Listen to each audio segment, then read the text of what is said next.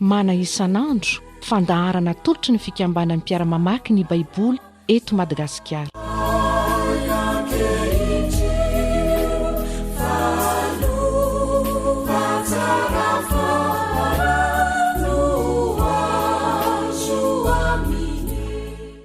Ho aminao mandrakarivany ny fahasoavan'ny tompontsika.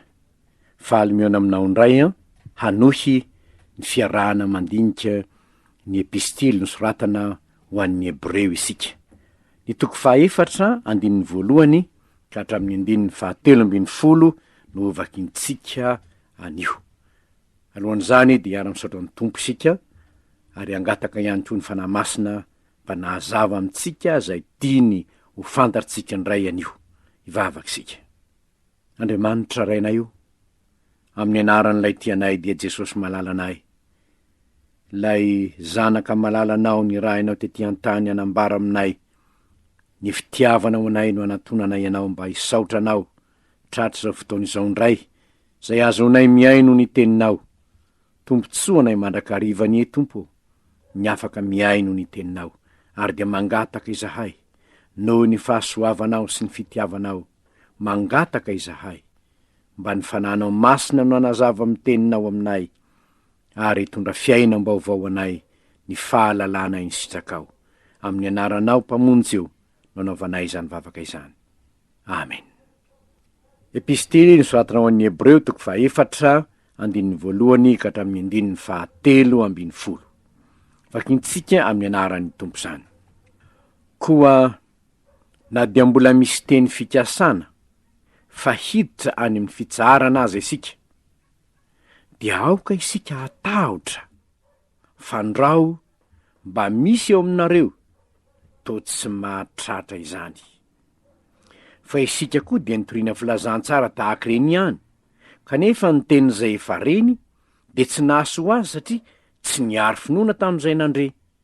Fa isika izay nino no miditra amin'izany fitsaharana izany, araka ny voalazany hoe, toy ny anyanako tamin'ny fahatezerako hoe tsy hiditra amin'ny fitsaharako mihitsy izy, na dia vita hatramin'ny nanorena zao tontolo zao aza ny asa.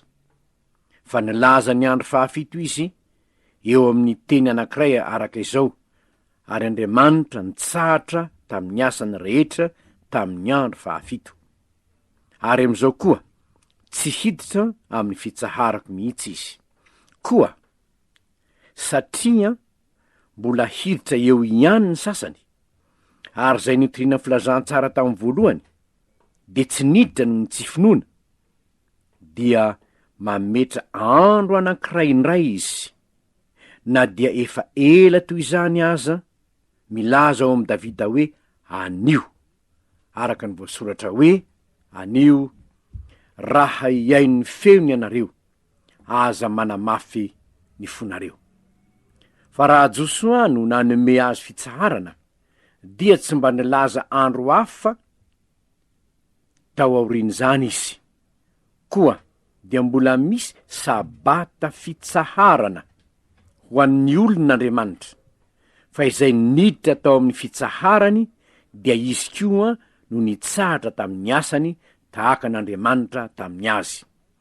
Koa aoka isika hazoto hiditra amin'izany fitsaharana izany, fandrao isy olona latsaka amin'ny tsy finoana tahaka izany koa.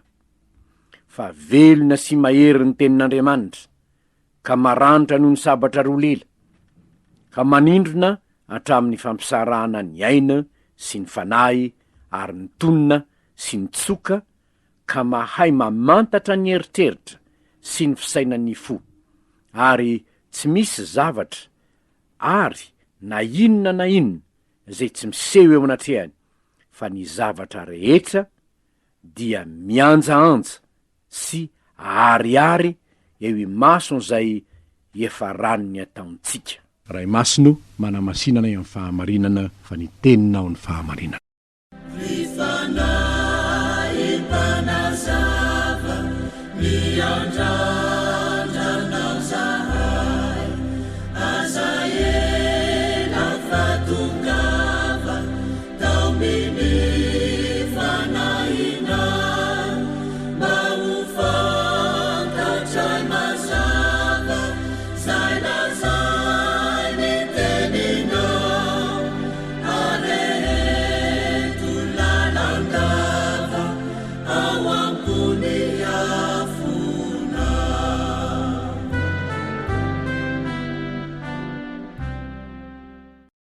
araka ny mahazatra antsika rehefa mandinika ny mana dia mametraka fanontaniana sika hoe inona ny fahamarinana zay ambarany tenin'Andriamanitra amintsika am'izay nivakiana teo.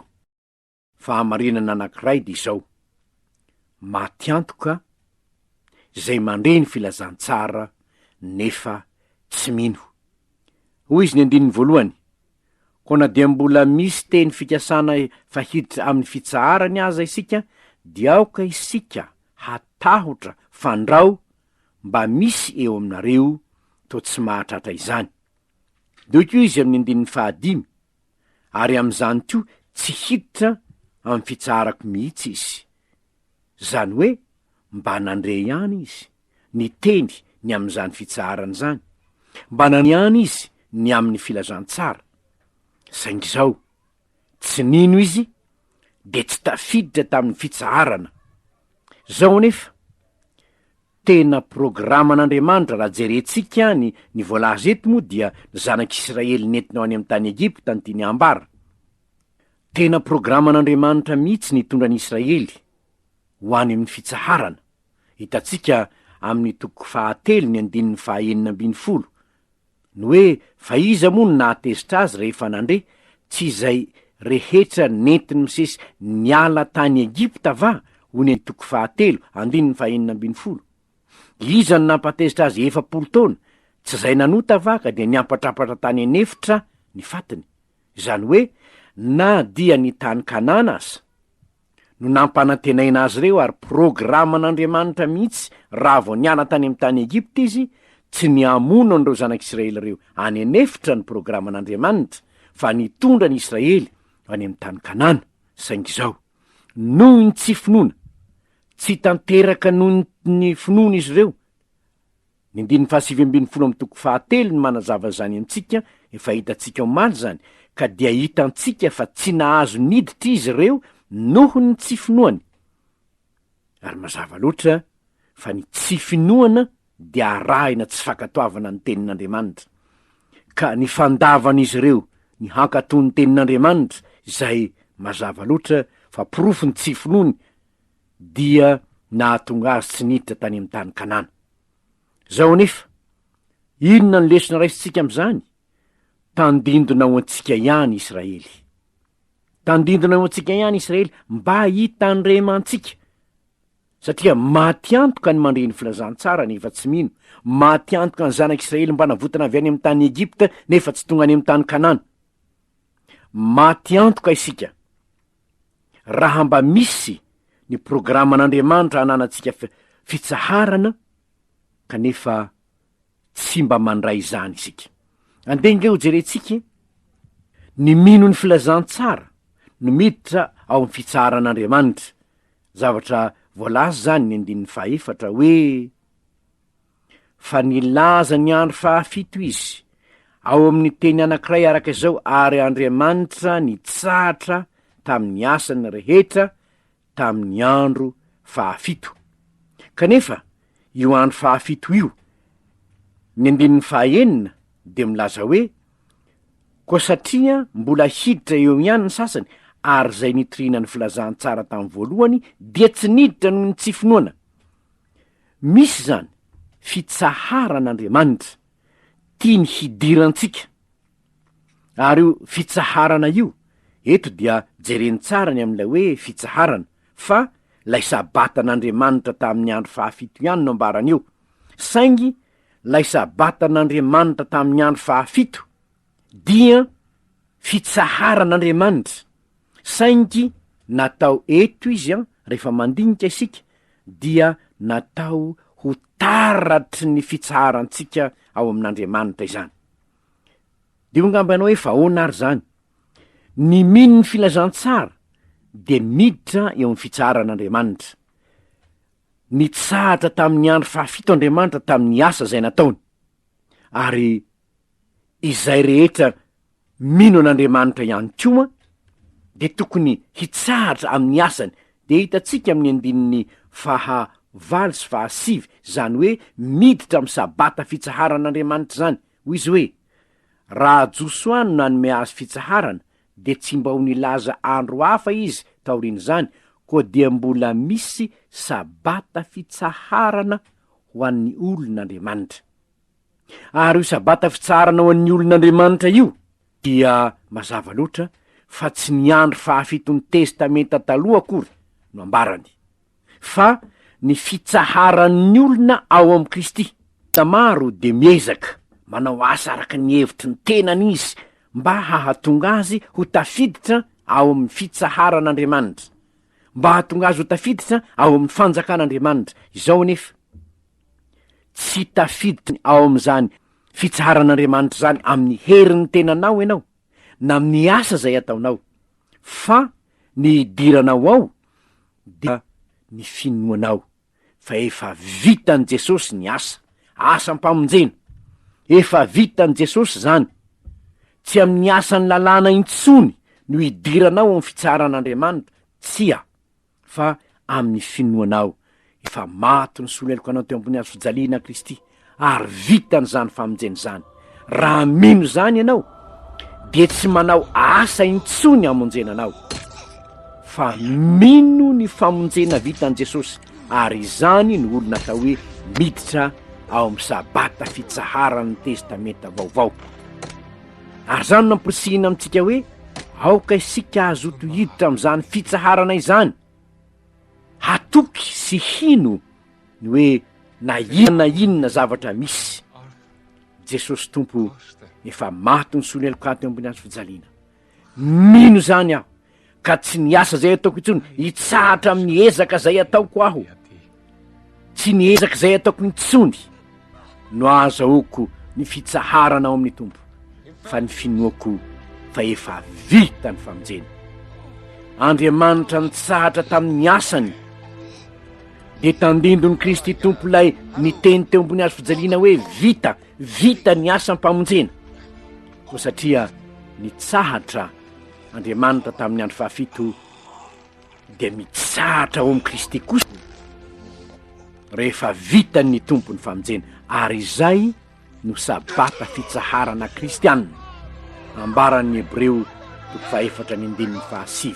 Ary ampirisihina antsika hoe aza miherin'ny tenanao intsony, aza ny asa fiezanao intsony no heverinao manazahoana famonjena, fa miantombena ao amin'ny fitsaharana amin'ny finoana fa efa maty ny soleloko anao Kristy, ary vita hatreo ny asa-pamonjena ao anao.